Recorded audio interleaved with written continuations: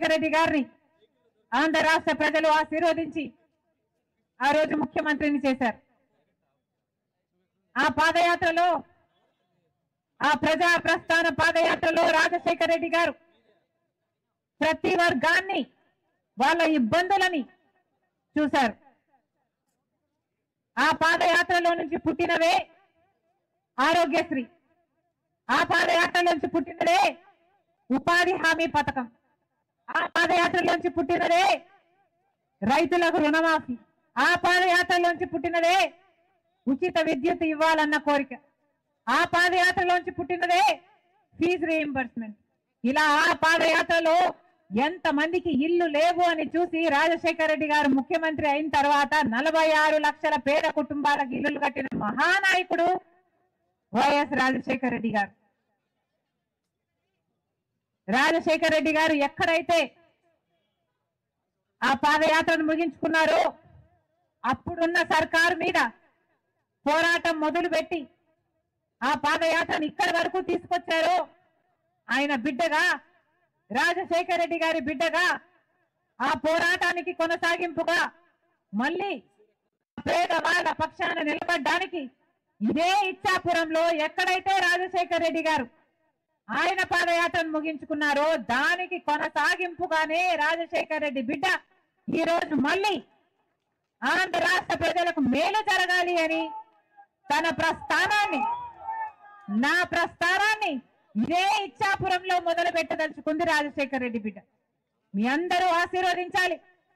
రాజశేఖర రెడ్డి గారి ఆశయాల కోసం నేను చేస్తున్న ఈ ప్రయత్నాన్ని ఆంధ్ర రాష్ట్ర ప్రజలే కాదు, రాజశేఖర రెడ్డి గారి అభిమానులు యావత్ ప్రపంచంలో ఎక్కడున్నా రాజశేఖర రెడ్డి బిడ్డను ఆశీర్వదించాలి. కాంగ్రెస్ పార్టీ రాజశేఖర రెడ్డి గారికి 2 సార్లు ముఖ్యమంత్రి అవకాశం ఇచ్చింది. రాజశేఖర రెడ్డి గారు కాంగ్రెస్ పార్టీ ద్వారా రైతులకు రుణమాఫీ చేయగలిగాడు. రాజశేఖర రెడ్డి గారు కాంగ్రెస్ పార్టీ ద్వారా ఉపాధి హామీ పథకానికి రూపకల్పన చేయగలిగాడు. ఇలా రాజశేఖర రెడ్డి గారు కాంగ్రెస్ పార్టీకి ఎంత చేశారో రాజశేఖర రెడ్డి గారి కోసం కూడా కాంగ్రెస్ పార్టీ అంతే చేసింది. ఈ రోజు వరకు కూడా రాజశేఖర రెడ్డి గారిని నెత్తిన పెట్టుకుంది కాంగ్రెస్ పార్టీ. సోనియా గాంధీ గారు అయితేనేమి, రాహుల్ గాంధీ గారు అయితేనేమి వాళ్ళతో మాట్లాడినప్పుడు నాకు వాళ్లకు రాజశేఖర రెడ్డి గారి పట్ల ఎంత గౌరవం ఉందో నాకు అర్థమైంది. ఈ రోజు వరకు మాట్లాడుతున్నారే రాజశేఖర రెడ్డి గారిని అవమానించిన పార్టీ కాంగ్రెస్ పార్టీ అని, రాజశేఖర రెడ్డి గారి పేరుని FIR లో పెట్టిన పార్టీ కాంగ్రెస్ పార్టీ అని ఇంతగా మాట్లాడుతున్నారే, రాజశేఖర రెడ్డి బిడ్డ ఈ రోజు ఇక్కడ నిలబడి మీ అందరి సాక్షిగా చెప్తుంది వాస్తవం లేదు. నిజానికి రాజశేఖర రెడ్డి గారిని సోనియా గాంధీ గారితో నేను మాట్లాడినప్పుడు రాజశేఖర రెడ్డి గారిని ఎంత గౌరవిస్తున్నారో నాకు అర్థమైంది. ఆవిడ నాతో చెప్పిన మాట,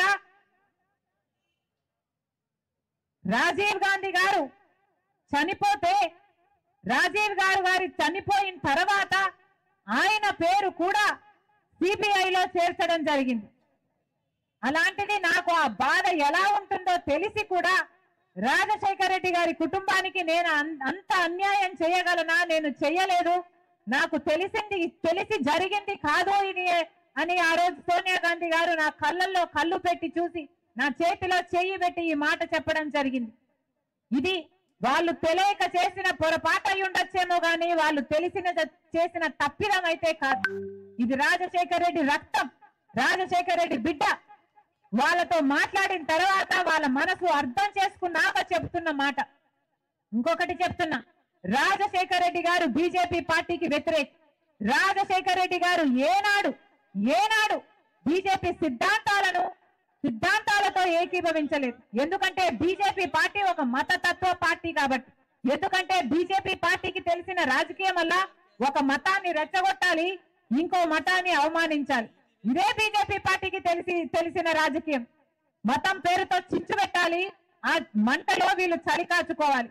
ఇదే బీజేపీ పార్టీకి తెలిసిన రాజకీయం. అలాంటి పార్టీని రాజశేఖర రెడ్డి గారు ఏ సందర్భం వచ్చినా వ్యతిరేకించడం జరిగింది.